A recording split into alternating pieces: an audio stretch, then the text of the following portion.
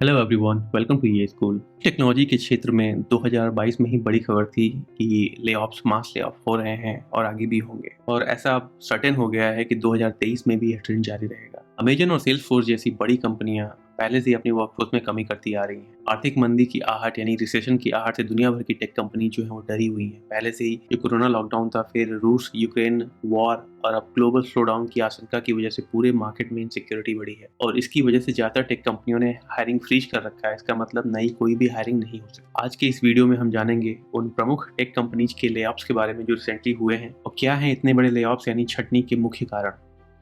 पर इससे पहले कि हम वीडियो की शुरुआत करें, हमेशा की तरह आप सभी से रिक्वेस्ट है कि इस वीडियो को लाइक कर दें, और चैनल को अगर आपने सब्सक्राइब नहीं किया है तो प्लीज कर दें, जिससे कि यह अधिक से अधिक लोगों तक पहुंच सके। बड़े लेऑफ्स की बिगिनिंग फेसबुक, जो कि अब मेटा है, उसने की थी। 9 नवंबर को मेटा ने लगभग 11,000 लोगों को जॉब से निकाला। इसके बाद मार्क जुकरबर्ग ने अपनी स्टेटमेंट में कहा कि कंपनी 10% वर्कफोर्स को रिड्यूस कर रही है। जुकरबर्ग ने मेटा में हुए लेऑफ्स के लिए जो रिसेंट इनिशिएटिव्स थे जो मेटा ने लिए थे, जैसे कि मेटावर्स, वो शायद सही नहीं पड़े, और जो उनका एड रेवेन्यू था उसमें भी कुछ कमी आई। हालांकि 2022 के अंत तक रेवेन्यूज वापस अपने प्री कोविड लेवल पर थे, बट जो भी शायद नए इनिशिएटिव थे उनके परिणाम उतने अच्छे ना रहे हों, या जो भी रीजन रहा हो, बट मेटा ने 11,000 लोगों को जॉब से निकाल दिया। आपने रिसेंटली सुना होगा कि एलन मस्क ने माइक्रो जो ब्लॉगिंग प्लेटफॉर्म ट्विटर है उसको खरीद लिया। इस प्लेटफॉर्म को $44 बिलियन में खरीदने के तुरंत बाद एलन मस्क ने ट्विटर के करीब आधे से ज्यादा कर्मचारियों की छटनी कर दी। इतनी बड़ी मात्रा में कर्मचारियों को निकालने की वजह को मस्क ने कंपनी की आर्थिक स्थिति को ठीक करना बताया। सिर्फ इतना ही नहीं, ट्विटर की कमान संभालते ही एलन मस्क ने जो साइट के CFO, CEO और पॉलिसी चीफ थे, उनको आते ही उन्होंने बाहर रास्ता दिखा दिया था। गूगल जैसी कंपनी जो कि जनरली एक कंजर्वेटिव अप्रोच रखती है एम्प्लॉयज को निकालने के मामले में, बट अब इस लिस्ट में छटनी करने वाली जो लिस्ट है उसमें जो टेक्नोलॉजी कंपनी जिनमें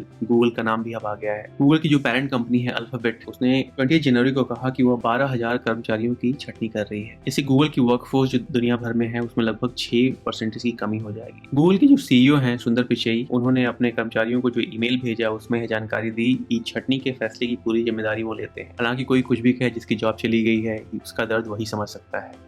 मनी कंट्रोल पर ब्लूमबर्ग के हवाले से प्रकाशित एक रिपोर्ट में गूगल द्वारा जो ले ऑफ किए गए हैं उनकी जानकारी दी गई है। कर्मचारियों को भेजे ईमेल में सुंदर पिचई ने लिखा कि फोकस बढ़ाने, कॉस्ट बेस में बदलाव करने और अपने टैलेंट और पूंजी को प्राइमरी प्राथमिकता देने के लिए उनका यह कदम रहा है। बहुत ही अहम कदम है। गूगल के इस कदम से HR और कॉर्पोरेट के साथ साथ इंजीनियरिंग और प्रोडक्ट्स टीम भी प्रभावित होंगी। गूगल ने कहा है कि यह छटनी यानी ये जो ले ऑफ है वो ग्लोबल लेवल पर है, लेकिन सबसे ज्यादा असर जो अमेरिका में काम करने वाले कर्मचारी हैं उन पर सबसे पहले होगा। अब बात करते हैं अमेजन की। अमेजन जैसी बड़ी कंपनी ने अपने कर्मचारियों का सिरदर्द और भी बढ़ा दिया है। कंपनी ने पहले जितनी छटनी करने की बात कही थी, अब उसे बढ़ाकर लगभग दोगुना करने का प्लान बनाया गया है। इस बार कंपनी के CEO ने खुद सामने आकर यह बात कही कि लागत घटाने के लिए करीब 18,000 कर्मचारियों का ले ऑफ किया जाएगा। पहले इनकी योजना थी कि 10,000 कर्मचारी निकाले जाएंगे। जो अमेजन के CEO हैं उन्होंने अपने स्टाफ को भेजे एक नोट में कहा कि कारोबार पर हुए असर के बीच कंपनी की लागत घटाने के लिए यह ले ऑफ जरूरी हो गया है। जिन कर्मचारियों को भी निकाला जा रहा है उन्हें 18 जनवरी के बाद से इसकी जानकारी मिलनी शुरू हो जाएगी। इस ले ऑफ के बाद जो उनकी टोटल वर्कफोर्स है उसमें करीब 6% की कमी होगी। फिलहाल अमेजन के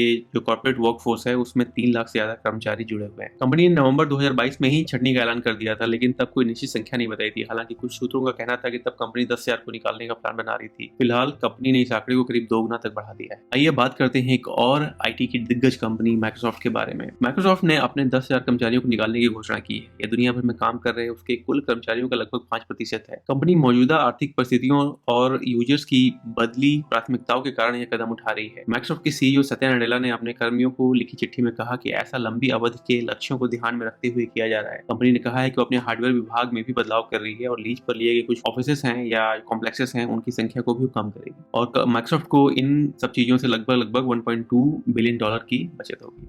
अब ये तो बात होगी उन कंपनीज की जो हमेशा न्यूज में रहती हैं, जिनके बारे में हम सुनते रहते हैं, लेकिन बात करते हैं कुछ और बड़ी टेक कंपनीज के बारे में। जैसे कि सिस्को ने 4,000 लोगों को निकाल दिया, HP ने भी 4 से 6,000 लोगों को निकालने की घोषणा की, गोल्डमैन सैच्स जैसी कंपनी ने 3,200 लोगों को निकालने की घोषणा की, IBM ने लगभग 3,900 लोगों को निकालने की घोषणा की है, और सेल्सफोर्स ने करीब 8,000 जो उनका स्टाफ था उसको निकाल दिया है, जो कि उनकी वर्कफोर्स का लगभग 10% है। वहीं SAP ने 3,000 लोगों को नौकरी से निकाल दिया है। अब ऐसा नहीं है कि ये बस US बेस्ड टेक कंपनी में ही ऐसा हो रहा है। इंडिया में भी जितने भी भी नए आपके न्यू एज स्टार्टअप्स हैं उनका बुरा हाल है, वो लोग भी एम्प्लॉयज को निकाल रहे हैं। आईटी कंपनीज अगर उस लेवल पे ले ऑफ नहीं कर रही हैं तो वहां भी कहीं ना कहीं हायरिंग फ्रीज चल रहा है, जिसकी वजह से मार्केट में जॉब्स कम है। मीडिया रिपोर्ट्स की माने तो पिछले 3-4 महीनों में माइक्रोसॉफ्ट, गूगल, इंटेल जैसी बड़ी टेक कंपनी ने 50,000 से ज्यादा लोगों की छटनी की है ग्लोबल लेवल पे। कई छोटी और बड़ी टेक कंपनियों ने भी छटनी करने की घोषणा कर दी है और नई हायरिंग को भी रोक दिया है। उनमें ऐसी कंपनियां भी शामिल हैं जिन्होंने कोरोना काल में ऑनलाइन बिजनेस से मोटी कमाई। कंपनियों का कहना है कि लॉकडाउन में ऑनलाइन बिजनेस के चलते अधिक मात्रा में हायरिंग कर ली गई थी, जिसे अब बैलेंस किया जा रहा है। सिर्फ अमेरिकी कंपनियां ही नहीं, भारतीय आईटी कंपनियां भी अब नई हायरिंग से कतरा रही हैं।